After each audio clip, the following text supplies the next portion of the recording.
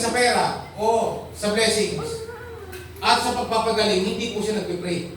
For example, sa Old Testament, maraming humingi ng healing, ng kagalingan. Pero anong ginawa ni Eliseo? Hindi naman niya po pinagpipray. For example, si Naaman, expected niya, ipagpipray siya ng tuwid, tatawagin si Yahweh upang siya ipanalangin. Pero ang ginawa ni Eliseo, hindi naman po siya pinagpray. Binigyan po siya ng instruction.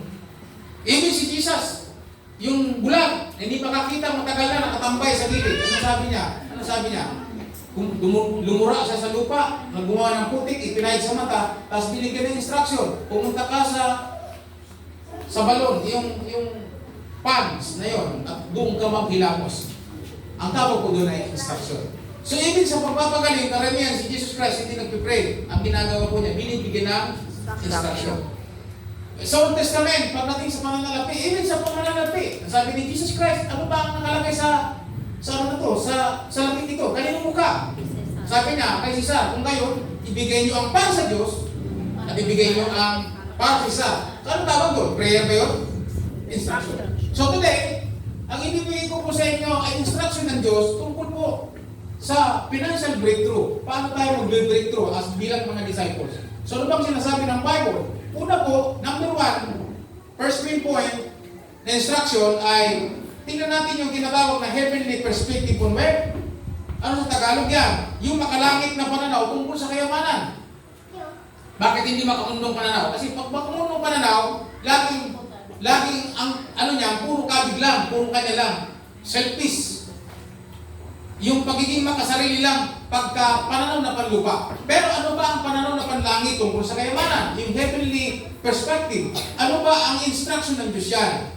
Una, number one dyan ay ang Diyos ang may-ari ng lahat ng yung salapi.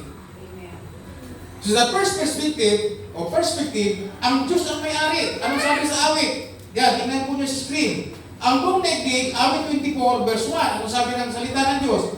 Ang buong daigdig, ang lahat ng naroon, ang may-ari si Yahweh na ating Panginoon. Sino may-ari? Even ikaw at ang iyong buhay ang may-ari ang Diyos. Lahat na nandito sa daigdig, sino may-ari? Ang Diyos. Ang Diyos ang may-ari. Okay. So ang lahat ng iyong salapi, ang Diyos din may-ari niyan. Kailangan natin dito ng, yung sa letter A, kailangan dito natin ng tamang pag-ugali tungkol sa kayamanan. Since na ang Diyos ang may-ari ng lahat ng bagay, siya ang may-ari, dapat magkaroon tayo ng tamang pag-ugali. Ang pwedeng gawin kong illustration dito ay si Benjamin Wesley, yung pong tatay ng pananampalataya ng mga Methodista. Matagal ng panahon. Ang kanyang ugali, ito yung salita ng Diyos na ang may-ari ng lahat ng bagay, even lahat ng kanyang ari-arian ay ang Diyos. Kaya nung minsan, napabayaan po ang kanyang bahay, nasunog. Kaya nung nasunog, ang sabi niya, sabi niya, nasusunog ang bahay ng Diyos. Kasi, sinasabi niya, ang lahat ng pag-aari niya ay pag-aari ng Diyos. Kaya nung nasunog ang bahay niya, hindi sinabi, nasusunog ang bahay ko, mga kapatid, kailangan ng tulong. Apula, wala. Kundi sinabi niya, nasusunog ang bahay ng Diyos. Kasi yung bahay niya, pag-aari ng Diyos. So ngayon, yung sarili mo, lahat ng kayamanan mo, lahat ng ari-arian mo, pati buhay mo, pati pamilya mo, ang may-ari, ang Diyos. Amen. That's the perspective. Letter A. Pangalawa, sa letter B, tinutugunan Diyos ang ating mga salubin pagdating sa kayamanan. Katulad na sa Facebook na vlogger, ang sabi, bakit naman pagka mga tagumpay-tagumpay, pagkatapos ng pag-aaral, mga kahit nagkaroon ng ganito, bakit laging ang Diyos ang binibigyan ng credit? Hindi naman siya nagtrabaho, ako naman nagtrabaho niya na. Yun ang sinasabi. Napanood niyo ba yun? Sino nakapanood sa Facebook? Na nagsasabi, bakit ang tao lang, ay Diyos ang lahat binibigyan ng credit? Bakit? Sabi niya, ako naman, pinaghirapan ko yan. Hindi siya naghirap dyan, ako naghirap dyan. So yung sinasabi niya, hindi dapat ibigay ang parangal sa Diyos sapagkat siya naghirap doon. Pinagtrabaho ko yan, ako nagsikap. Pinagtrabaho ko yan. Pero ano ba ang tugon ng Diyos dyan sa ganyang mga thought na yan? So God respond sa ating mga thought. So ano sabi din sa Deuteronomy chapter 8 verse 7 to 18? Kaya wag na wag ninyong iisipin na ang kayamanan ninyo bunga ng sariling lakas at kakayahan. Subalit alalahanin ninyong si Yahweh na inyong Diyos ang nagbibigay sa inyo ng lakas upang yumaman kayo. Ginawa niya ito bilang pagtupad niya sa kanyang pangako sa inyong mga ninuno. So makikita po nyo rito, ang ng lakas at kakayahan. Yan ang katibayan sa talata. Ang Diyos ang may-ari. Siya lang ang nakapagbibigay ng lakas at kakayahan. Sabi mo, lakas at kakayahan. Ang tao ay binibigyan ng Diyos ng lakas at kakayahan ayon sa kakayahan ng tao. Para siya umunlad. Sino nagbibigay ng lakas at kakayahan? Ang Diyos.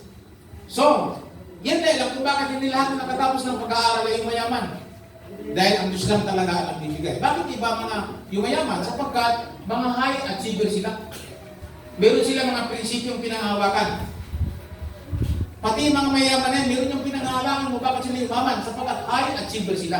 Yung mga hindi achiever, hindi lalago, hindi uunlad. Sapagkat wala silang pinanghawakan. Meron silang instruction na pinanghawakan.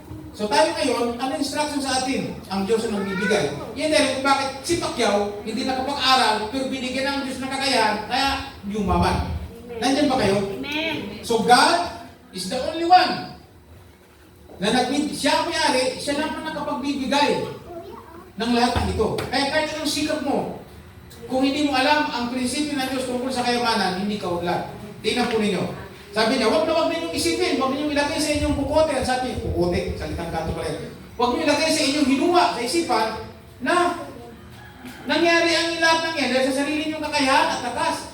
Minsan sinabi nga ni Brother Bob, totoo yan, kasi sabi niya, tanggalan ka nga lang ng lakas eh. May masasabi ka ba? Amen. May magagawa ka pa ba pag tinanggalan ka ng lakas at bedridden ka? So ibig sabihin, si Lord lang talaga nagbibigay ng lakas. Kaya sabi dito, huwag niyong iisipin na nangyari yan dahil bunga ng sariling lakas at kakayanan. Salamat sa Diyos, tayo mga meron tayong mga tinatangkilig kayo. Salamat sa Diyos dahil si Lord ang nagbigay sa iyo ng lakas at kakayanan. Palapakan natin ang Diyos. Kailangan lang mabago ang isipan tungkol sa perspective. Nasa isipan ang pananaw. Kaya unang dapat mabago, alin? Isipan. Yan ang unang dapat mag-transform. Bago ang puso, isip mo na. Kasi mabago man ang puso, ang isipan hindi pa rin umunlad. Kasi unang isip, pangalawang puso, saka ang buhay. Yan po ang ibig sabihin ng repentance. Now, tingnan po ninyo na isipan ang una. Ay, sa literacy, paano yung mga pananaw, yung punto ng mga inventor, yung mga nakaka-inventor, na napupunta sa kanilang career, yung mga marunong mag-invento, yung mga naka-invento ng ano. Meron pa nga tao sabi, nakipag-competence, nag-pray, nakipag-competence pa sa Diyos. Sabi niya, ako, pwede rin akong gumawa ng invention, pwede rin akong lumika. Kasi parang Diyos din ako eh.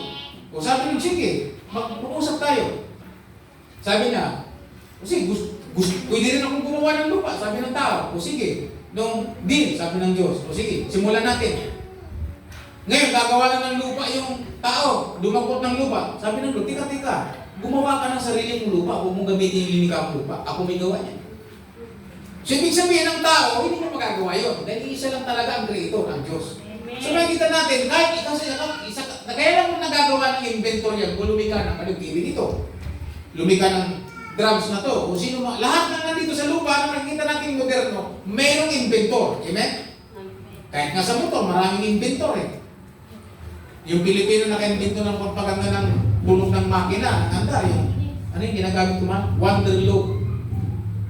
Premium pa yun? Hindi, nalimutan ko na. Para gumanda ang patak ng motor. So, mayroong inventor ng Pilipino. Pero ano ba sabi dito? Kahit nakakagawa ka pa ng lahat na yan, mayroong nagbigay sa iyo ng lakas, ng kakayahan. Sabi natin, kakayahan. So sabi ko dito sa talata, sa awit 139 verse 13 to 16, ang anumang aking sangka, ikaw, Diyos, ang lumika.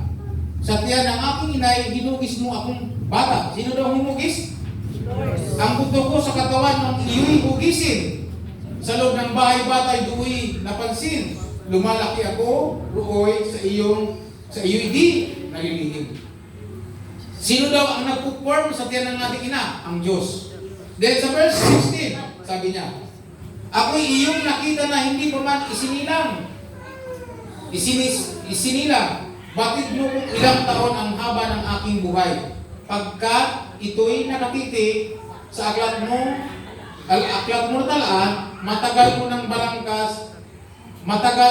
mong balangkas, ikaw lamang ang may alam.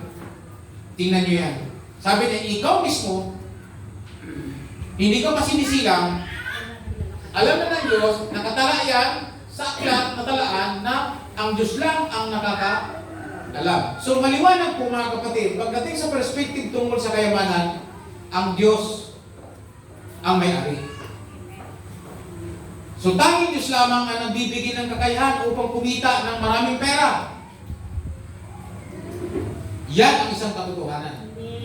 Anong sabi sa panalangin ni David sa unang Chronicles 29 verse 12? Pakitarusan. Anong sabi ni David? Nung siya'y nanalangin, nung siya malapit na siyang mamatay, nung inahanda po niya ang pagpapagawa ng templo, ang magtatayo ang kanyang anak na si Solomon. Nung nagkaroon ng matinding bigayan, siya at ang kanyang mga kabinete sa palasyo, ng mga general, ang taong bayan nagdala ng handog sa Diyos. Kinilala nila ang Diyos ang may-ari ng lahat ng bagay. Ano sa panalangin niya? Sa inyo nagmumula ang kayamanan at ang karangalan, at kayo ang nagbibigay ng lakas at kapangyarihan sa lahat. Sila, makikita po natin na pagdating sa perspective, pagdating sa pananaw, anong gagawin natin? Ang tamang ugali natin, ang Diyos ang may-ari. Sabihin mo sa katabi mo, ano man ang marating mo sa buhay, gaano man karaming pera mo, ang Diyos ang may-ari niya. Hindi mo yan pag-aari.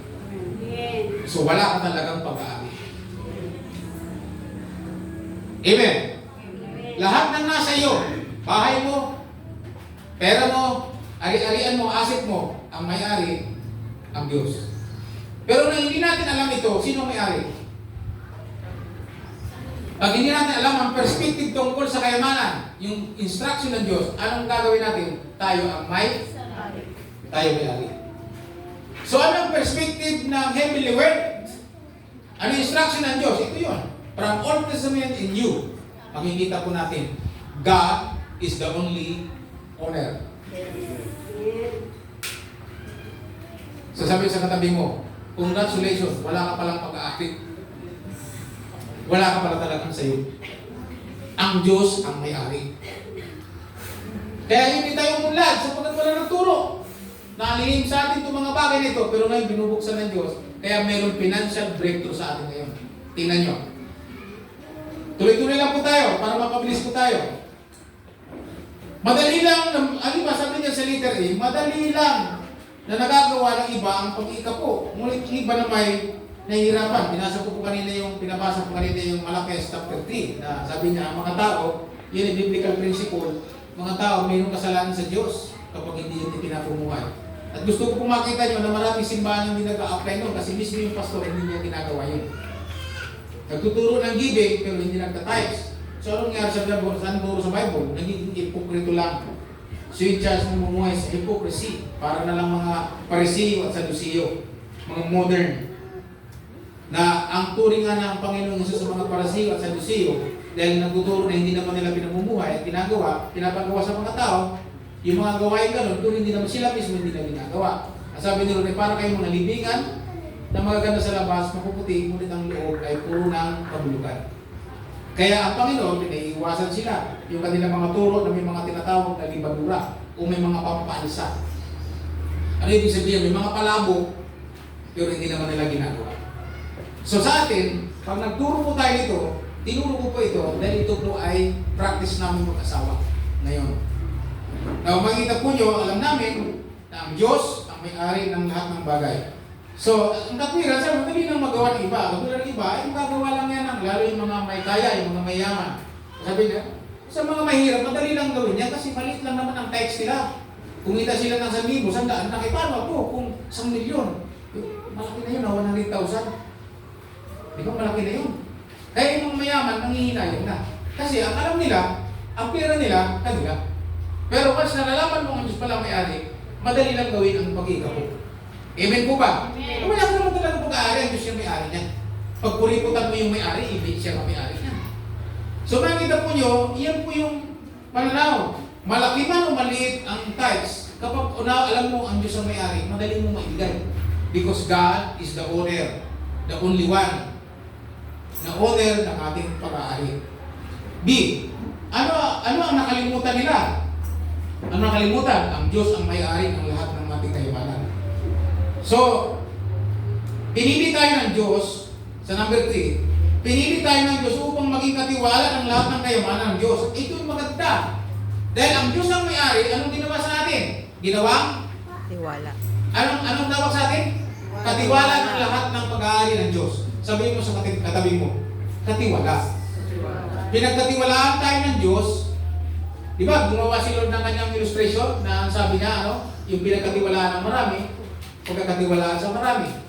Yung nagtapat sa konti, maging pagpapalain ng Diyos. Di ba yung sa 1,000, 2,000 at 5,000 na nagsulit. Yung konting pinagkatiwala, hindi ba inayos?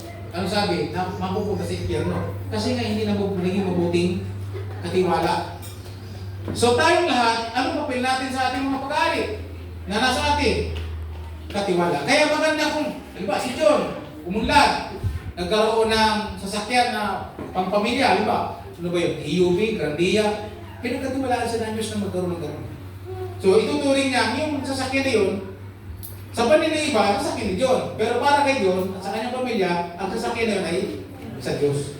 Kaya kung sasakyan ng Diyos yun, babarubalin niya ba? Ha?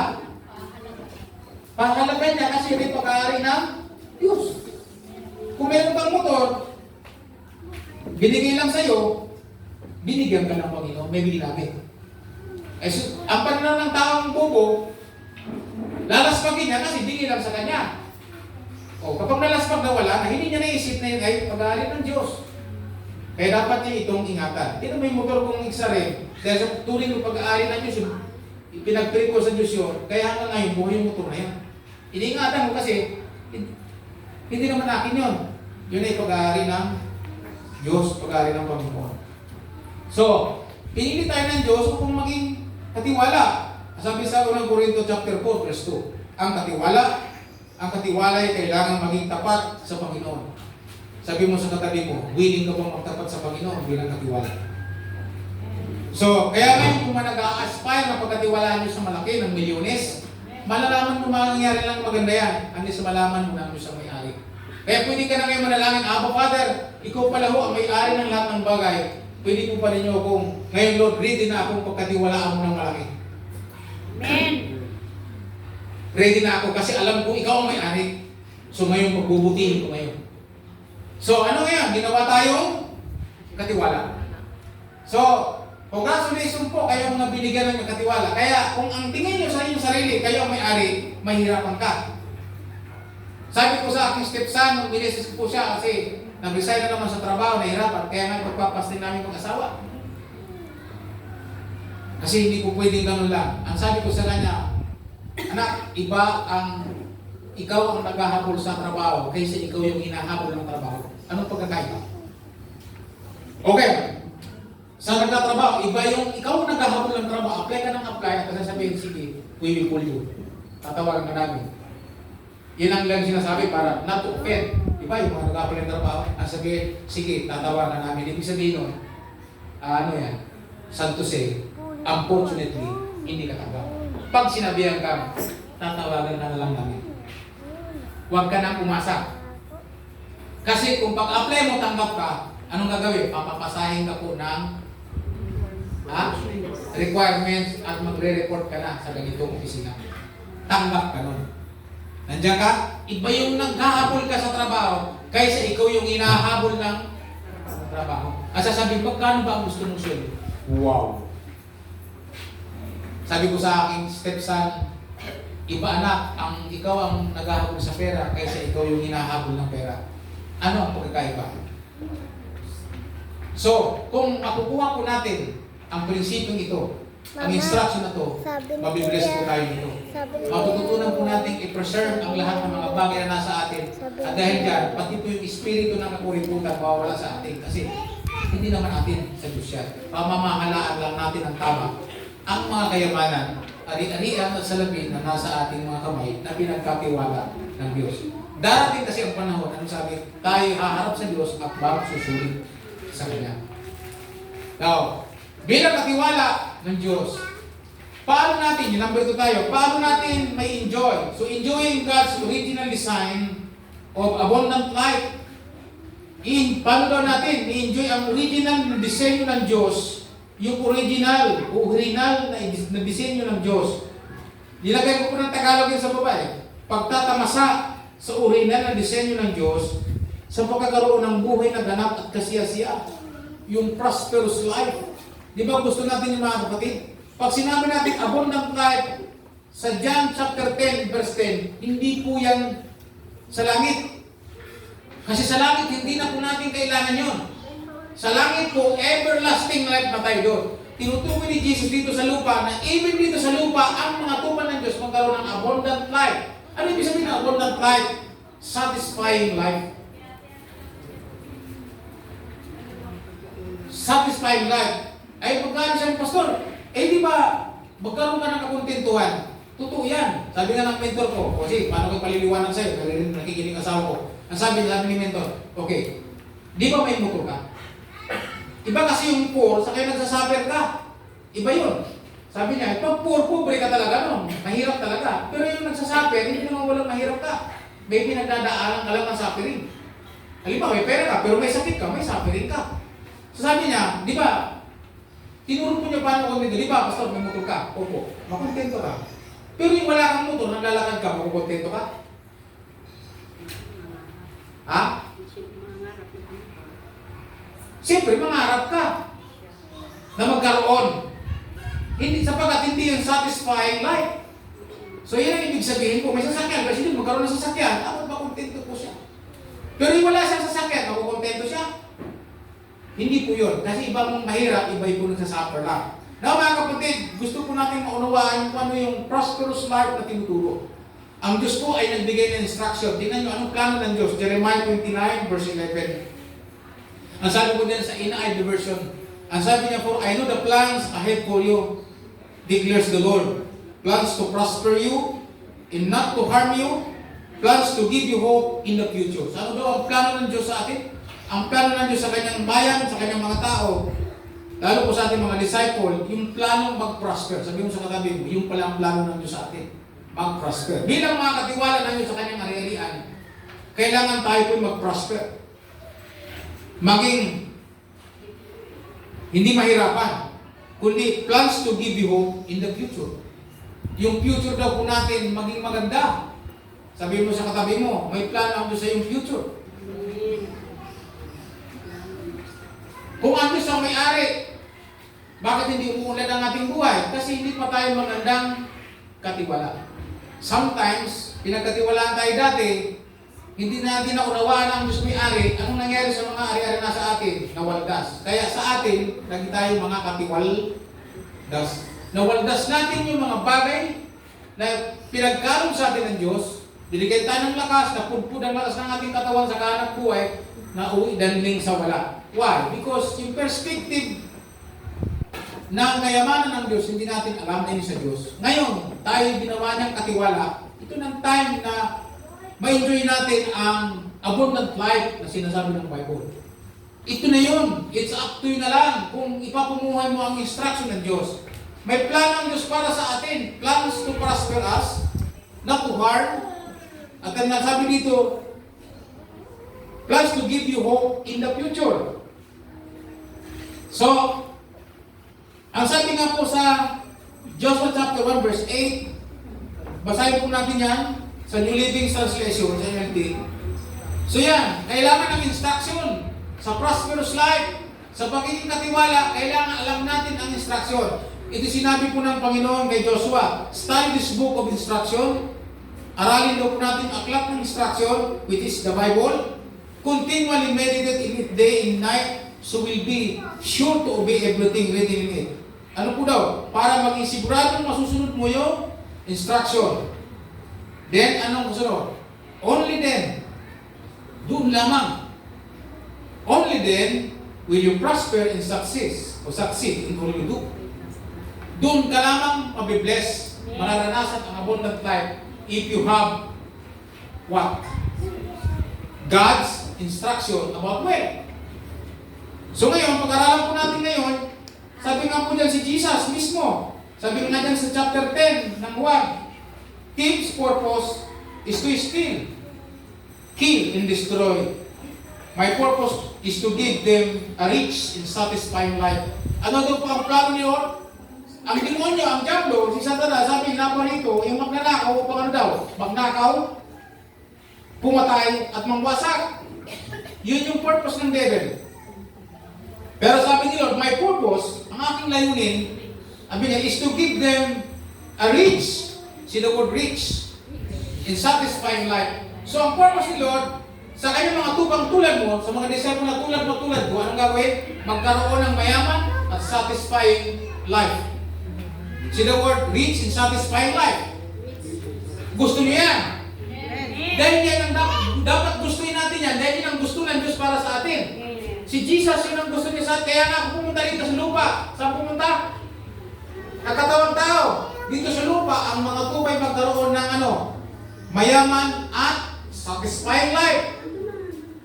Hindi yan prosperity gospel. Yan po'y turo ng banal na kasulatan pagdating sa financial breakthrough. Jesus taught sa atin. So, para maranasan po natin yan, kailangan malaman natin, even si Jesus, sabi niya, Jesus typically taught in parables in 11 of his 40 parables were about money, or use money as a way to teach us spiritual truths. Totoo po ito. Si Jesus Christ, sinabi niya po sa kanyang mga parabola. At yung 11 parabola niya o parables, sa 40 parables si Jesus, ay tungkol sa pera. At ito'y ginamit ni Lord na paraan sa pagtuturo upang ipakita ang mga espiritual na katotohanan kung kayo pinagbabasa. So paano po natin mararanasan ang pangako ng Diyos na abundant life? Lagay po natin yan, Rosa. Paano natin mararanasan ang abundant life? Bilang mga katiwala ng Diyos, ito yan. Alamin ang God's principle. Know God's principle. Sabihin mo sa katabi mo, alamin natin ang prinsipyo ng Diyos. Paano natin mararanasan ang abundant life o yung prosperous life? Ano ang God's principle? Malachi chapter 3, verse 8 to 10. Binasa ko yung kanina.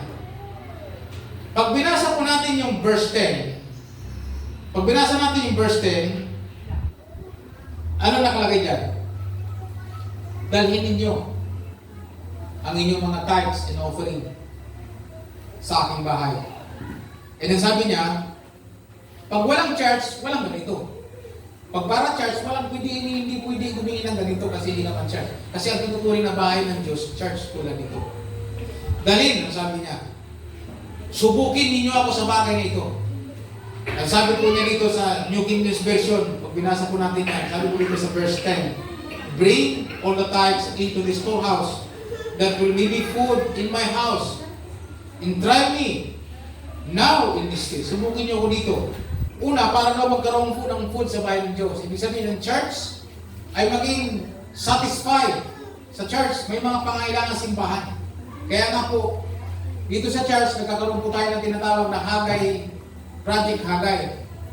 Yung po mga kasama po natin, nagtatanong na, Pastor, ano pong sunod na project sa simbahan? Sinabi ko na sa kayo, isa-isa ko na, pakagawa natin number 1 yung gate.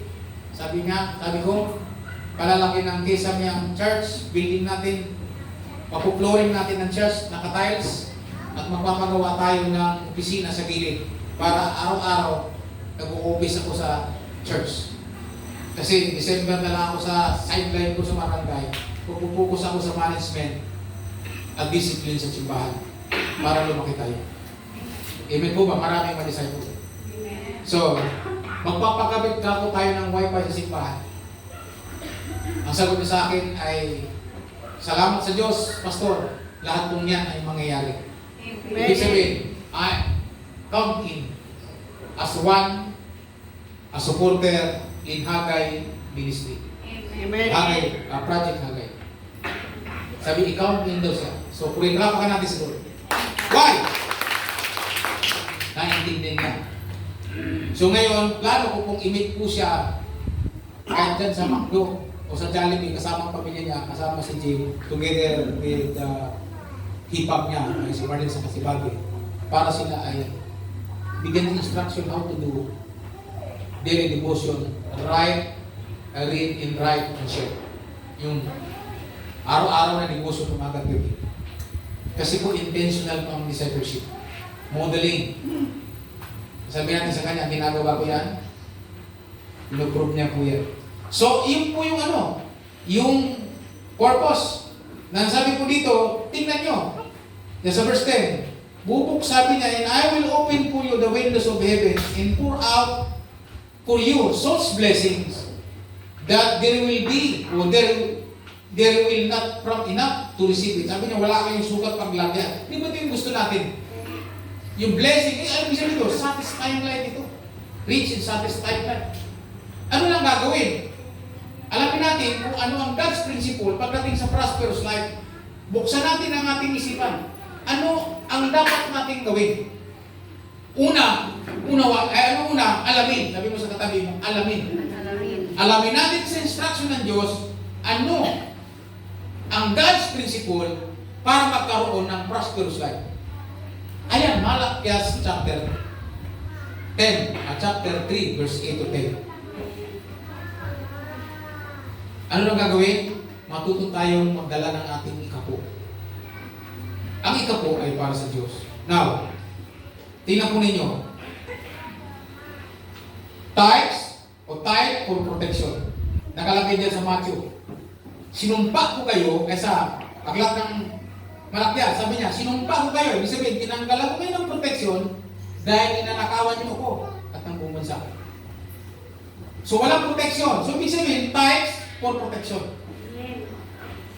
Kaya kami mag-asawa, nag-tithes po kami, pero kung mag-offering, siyempre yung sabi, magkano? 50 pesos, pinakamababa. Nandiyan, ganda, protektado ang aming hanap buhay, pero wala kaming harvest. Kasi ang tithes, kilod yan, bibigyan ka nila ng proteksyon, puproteksyon ng kanya sa iyong hanap buhay, sa iyong mga kinikita, nasa kanya naman yan, pero, pag hindi ka pa nag-harvest, may problema. So, tithes, for yung proteksyon, pangalawa, offering seed for harvest. So, mag-harvest lang tayo, depende dun sa offering natin. Ang tithes, ano ba, kumita ako ng 1,000, magkano ang tithes ko? 100. Iyon ay sa Diyos, pag ginawa ko yun, anong meron lang doon? Protection. Sinabot protection. So, tithes for protection. Paano yung harvest? Wala pa, kasi wala ka pang tanim. So, sabi dito, offering seed for harvest. Yan, giving offering is not possible unless tithes is fully returned. Ano ibig sabihin? Kung hindi tayo nag-iikapo, pero nag-offering tayo, hindi posible yun. Hindi ka pa makakapag-harvest kasi malibang galing mo muna ang ikapo bago ka mag-offering. So kaya not possible. Kaya tama sabi ni Sister Carmen, imposible magbigay ng tithes, magbigay ng malaking offering kung yung ikapo ng galing hindi maibigay. Sino amen? Amen. Totoo ba yun sa buhay natin?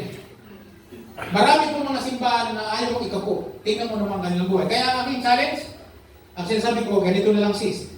Ipakita mo yung buhay mo nag-iikapo, ay hindi nag-iikapo, at ipakikita ko sa iyo yung buhay mo nag-iikapo at mag-offering. Kung ano ngayon pagkakaiba natin. Kahit saan. Kaya pag nakita kong Christian ko, o kaya tinatawag na so-called Christian, ako disciple, sabihin ko sa kanya, nagka-tithes ka ba? Malamang. Hindi. Malalaman po yan. Kaya sa atin dito po sa atin, meron po tayong monitoring na yan. Kasi meron, hindi ko lang dala. Kasi po ako, minomonitor po ang aking income. Hindi naman niya ako hinihinga ng aking mentor. Gusto niya makita na kung ano ang magkano ang aking kinikita, araw-araw, linggo-linggo. Pag walang kita, zero, lalagay zero. Minumonitor po niya ang aking napo as ang aking offering sa kanyang project namin. Yung portion na para sa iniipon para sa simbahan. Pero hindi siguro na kami dalawa eh. So, mga kapatid, yung giving offering, yung pagbibigay ng offering is not possible unless the tithes is fully returned. Bakit fully returned? Kasi kay Lord yung tithes eh. Ibalik mo na yung tithes galing kay Lord, saka ka ngayon mag-decide ng offering mo kung magkano. So yung offering is about percentage. That is J. Kung ano lang maisipan niya sa offering. Pero ngayon nag-decide po siya kung anong laki ng tithes namin, hindi ng ang laki ng aming offering. Kaya pagka siya nagsweldo siya ng kanyang sweldo, ang sweldo po niya ay 12. Magkano ang types niya? 1-2. So mag-offering din po siya 1-2. So bali 2 po na wala sa amin. 1-2 para kay Lord, 1-2 para sa offering. Bakit binigyan namin yun? Kasi gusto namin ng harvest eh. Offering, seed offering for harvest. Okay. Ano una? Alamin ang prinsipyo ng Diyos tungkol sa prosperous life. Ano ang kailangan daw para ma-prosper tayo? Marunong tayong magdala ng ating ikapo at handog sa Diyos. Ngayon, anong pangalawa? Unawain ang God's principle. Anong gagawin? Unawain.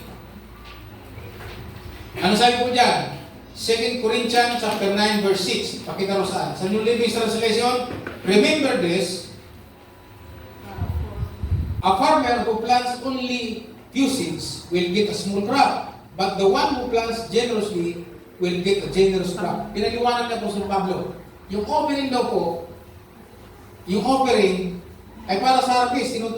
Ang tawag po daw doon ay seed. Sabay seed. Seed. O kay binhi. Sabi niya, tingnan nyo, ang magsasaka daw na kakunti lang ang binhing itinanim, kunti lang daw yung crop na kanyang maaani.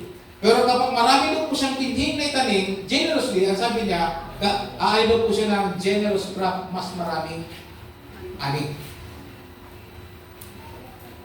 Kaya, ang offering, depende na yan sa puso mo. Yun ang tinutukoy doon sa Korinto.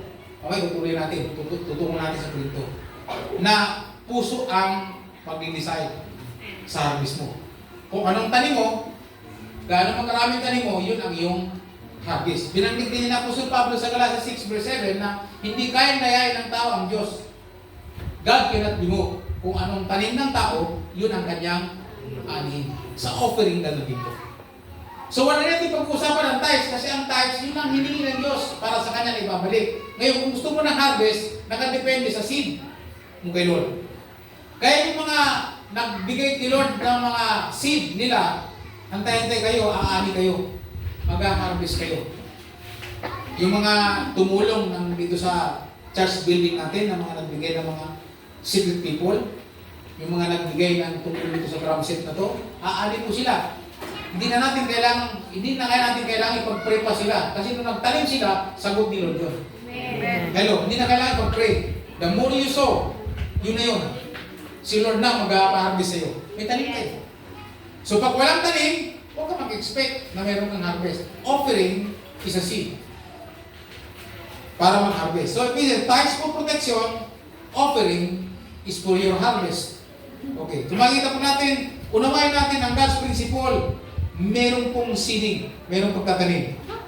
So number 3, pagkatapos po natin unawain ang God's principle sa heavenly perspective nito, sa word, anong kasunod? Unawain. Pagkatapos po natin maunawaan, anong gagawin? Isagawa. I-apply natin yung God's principle. 2 Corinthians chapter 9 verse 7, you must each decide in your heart how to give. And don't give reluctantly or in response to pressure. For God's love a person who gives cheerfully. Ibig sabihin, mag-decide daw ang puso natin na hindi lang napupuwersa o dahil nape-pressure tayo para magbigay. Dahil ang gusto ng Diyos, yung pagbibigay, yung pagtatanim sa gawain ng Diyos, ay ginagawa nating masaya. Eh paano mo magagawa masaya kung hindi natin naunawaan yung heavenly perspective tungkol sa kayamanan? Siyempre masakit. Kasi ang alam natin sa atin yung pera. Pero kung alam natin hindi sa atin yung pera, binabalik lang natin kay Lord as a seed. Merong kalayaan ng ating puso, magiging masaya. Naranasan niyo po ba na magbigay ng ikapo pa lang, pero may kurot na? Why? Because ang pananaw natin sa ating sarili, tayo may-ari. Pero kung ang may-ari ng Diyos, may kurot pa ba? Wala na, masaya na tayo magagawa. Magagawa natin yung giving cheerfully. At yun ang gusto ng Diyos. So isagawa natin ito. Dito sa verse 10, diyan pa rin sa 2 Corinthians, verse 9 to 10, sabi niya, for God is the one who provides seeds for farmer and then bread to eat. In some way, He will provide increase your resources and then produce a great harvest of generosity in you.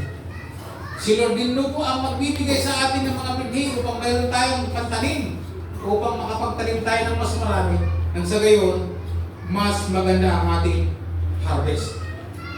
Kaya po yung mga subok ng mga nagdadala ng kanilang offering sa Diyos, ay lalo po silang pinagpapala kasi nakalagay sa Bible sa tulong ng Panginoon.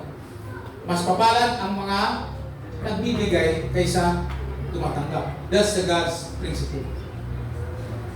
Devotion ko yung kaninang umaga sa Aklat ng Gawa, chapter 20, verse 35 yata yun.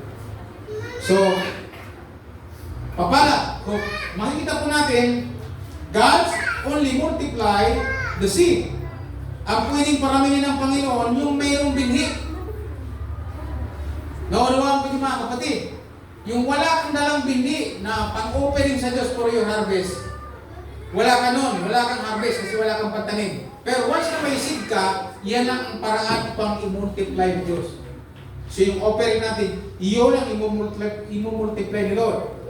God only multiplies the seed. You can overcome financial crisis in your life if you have a seed. So sa akin kong dalang tubo sa inyo, magkakaroon ka ng, magtatagumpay ka sa iyong financial crisis once you have a seed. Umating kami ng Metanoia at doon kami maraming natutunan.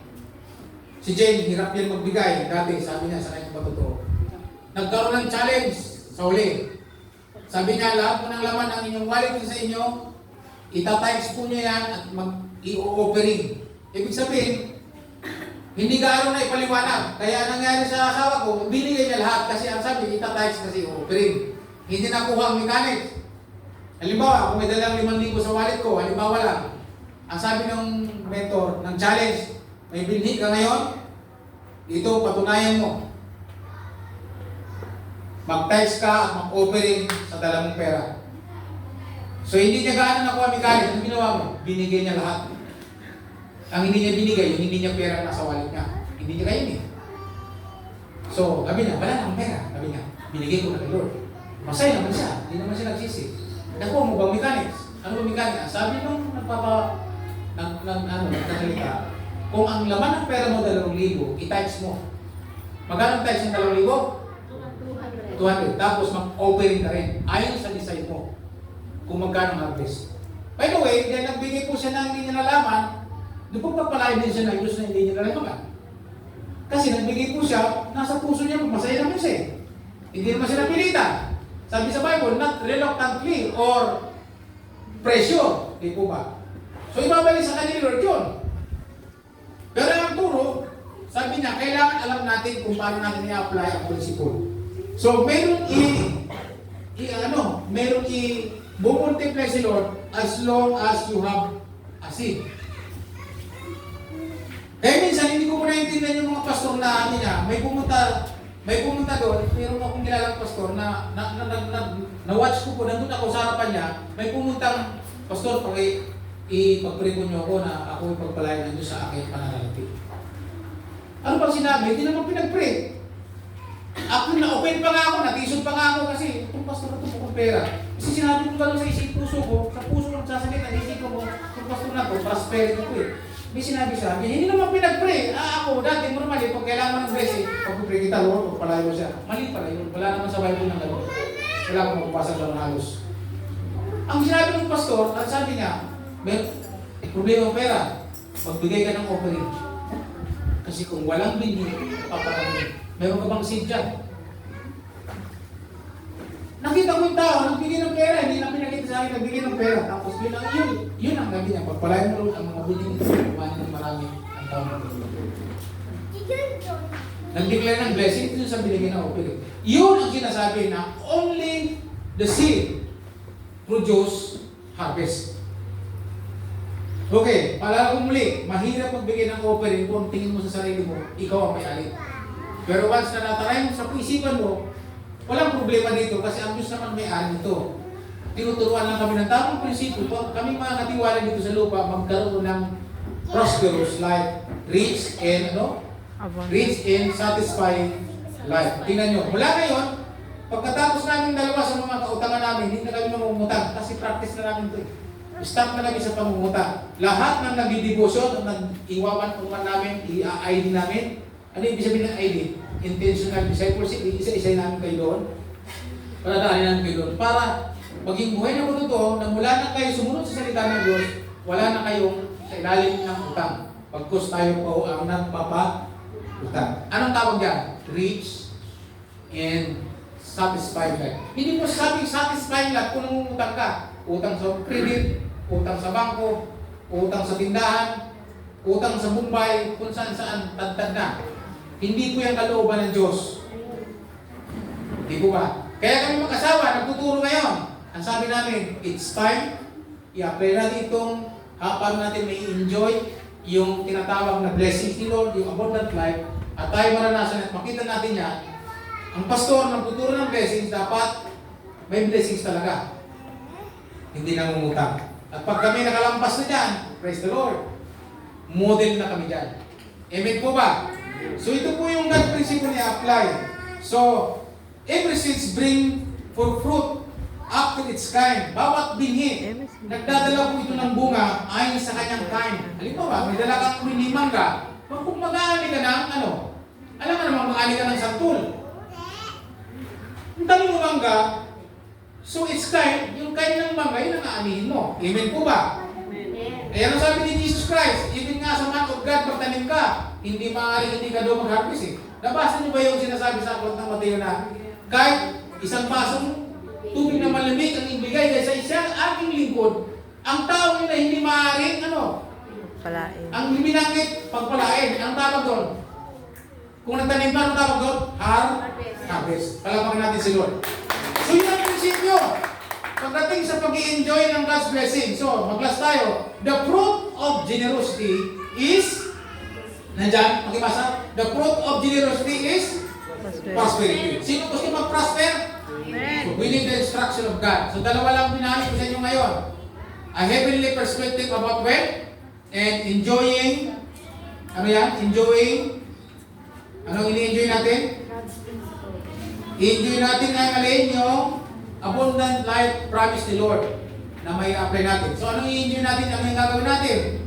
No, God's principle, alamin natin ang God's principle, ang God principle, unawain ito, unawain ang God's principle, at anong muli? Isagawa, i-apply yung po yun. So, tayo po manalangin. Hawak ang Bible. Lagi dito sa tapat ng ulo.